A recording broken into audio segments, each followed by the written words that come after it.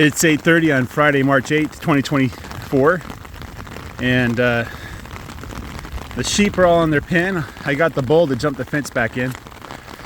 It took me like 6 or 7 times of walking him toward the wire. And what I did was I opened up the fence there near the water, and he didn't take it because the dogs came out. And so I had to move the dogs back. Then I laid that post on its side. Then I walked him back, and he kept looking at this wire that I had set up. That's kind of the easternmost wire for the pens for the cattle, the cows. And then I had the post down so that he could cross the wire, and then Blue's calf here, he came near the wire. Thankfully he didn't cross it, and just him being there was enough to give courage to that white bull calf. So thankfully I got them all in here. Oh man, it is raining. It's about 60 degrees. There's thunder in the distance. I didn't see much lightning, but right now the field is turning quickly to mud. And I almost slipped coming in to the property through the gate. So I have my rubber boots on now. Even with the umbrella, I'm soaked. There's not an umbrella big enough to stop the rain. I swear that the rain is like condensing, or the humid air is condensing on the umbrella and falling on the top of my head. Either that or the umbrella forgot what it's supposed to do, how to do its job. Anyway, so thankfully the white bull, he did not get in with the cows. Or if he did get in, he jumped out again. So I doubt he jumped out again. If he were to get in, he'd probably stay in. And so we have not bred any of the cows yet, hopefully. Let's just walk down there. Let's see, today and then tomorrow I'm moving the cows to the last bale of hay, and then they stay there 2 days, Saturday, Sunday. Is that right? Because on the 12th I want to start rotating the cows. So on the 12th we'll do a cattle drive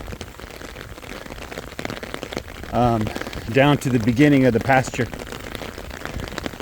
I'll likely have to do that myself, so I'll set up a lane and make it small enough that I don't need 2 people to keep the cows from turning back, but wide enough that it doesn't make the cows feel constrained.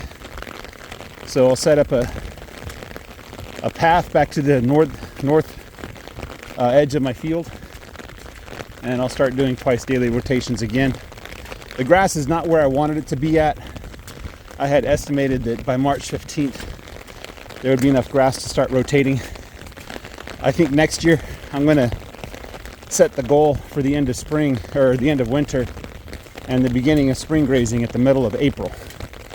That's also probably the beginning of May is when I want to target the calves to drop, so that the mamas have been on plenty of fresh grass by the time the calves drop.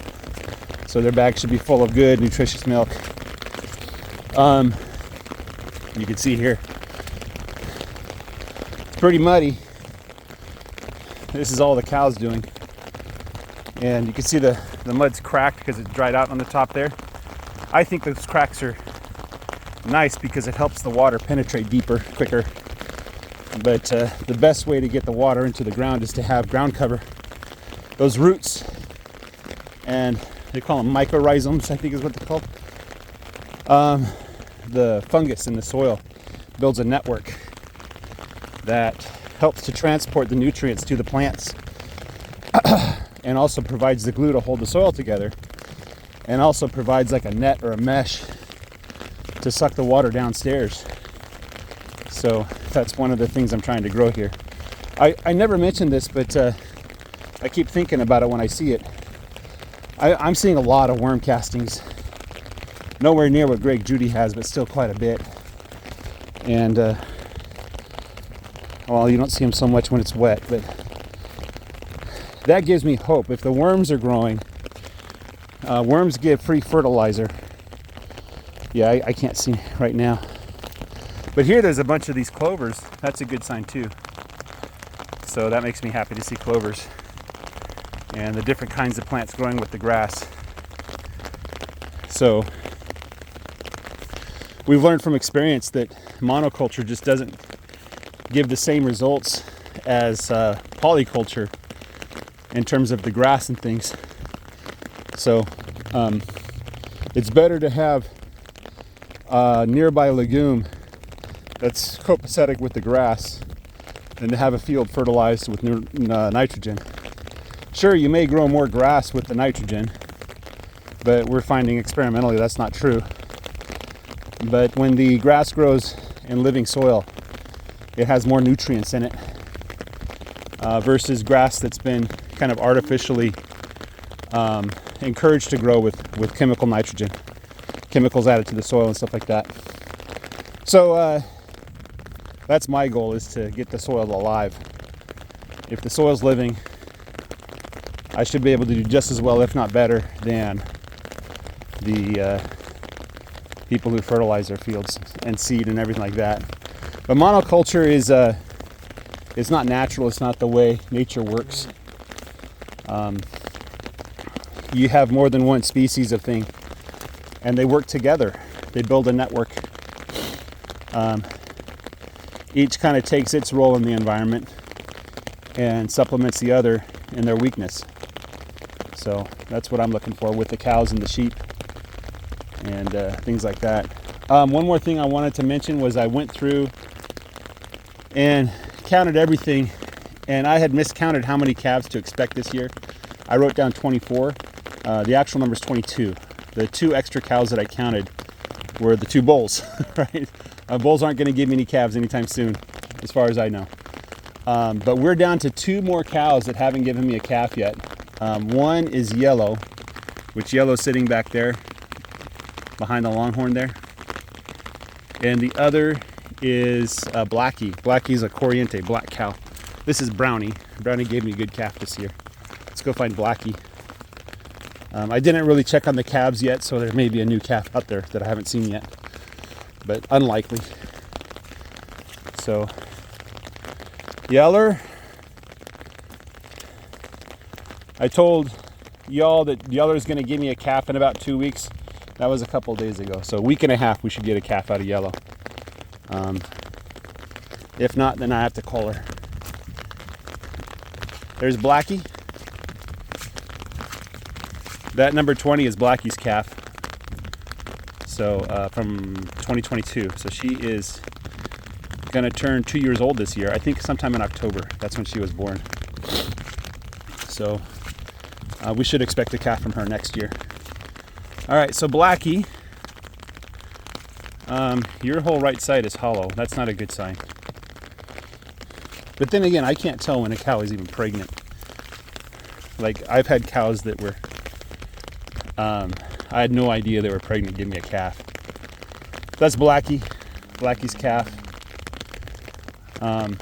There's something else. Oh, I wanted to mention this. So, I think I'm going to sell almost all the calves this year, even the bull calves. The reason being is I think I need cash today rather than cash in 3 years. I don't see how it makes sense to hold on to a steer for 3 years.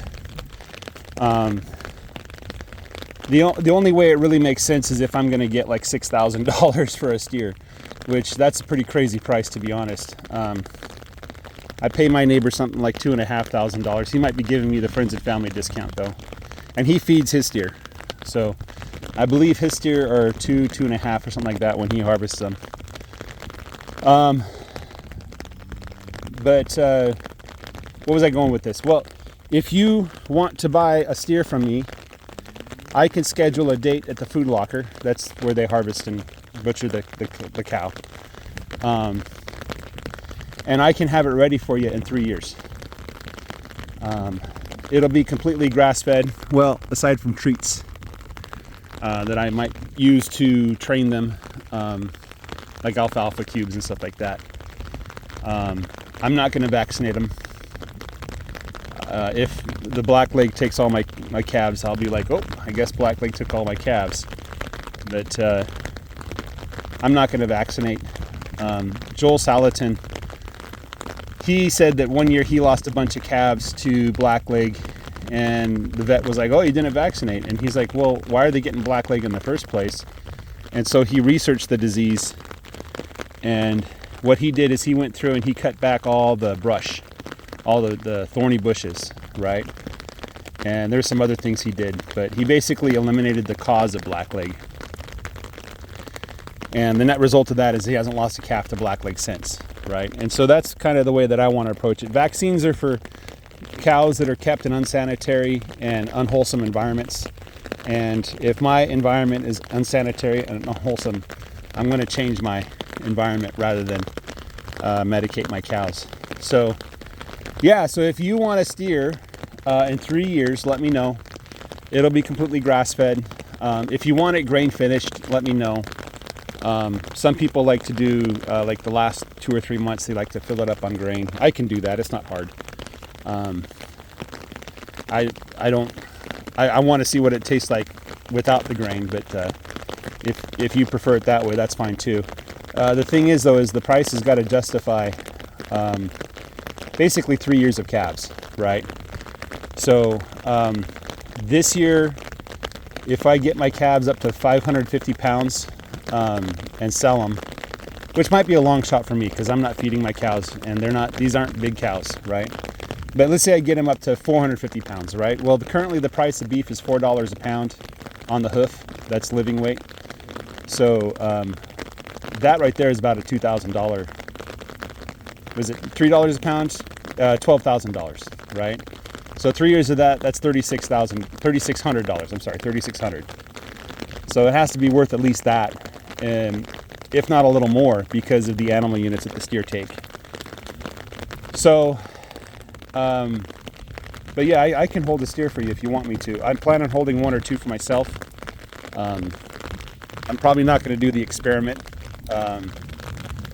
until I get, my herd kind of where it needs to be. Right now, if I'm going to finish steer, I need to reduce my herd down to about, I think, 10 or 12 cows, right? And I'm at 24 right now, 24, 25, right? So I need to basically get rid of half of the cows, and then I'll be raising about 5 or 6 steer a year, I think, is what I calculated.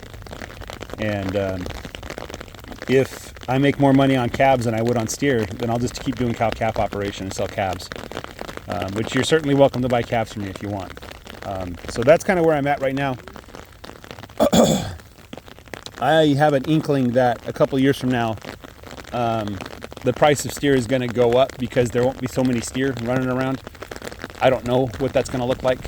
I don't know what the market's going to look like even by the end of this year. So it could be that there's another cattle crash. I don't think so, because there's like a shortage of cows in the U.S. So, but we'll see what happens.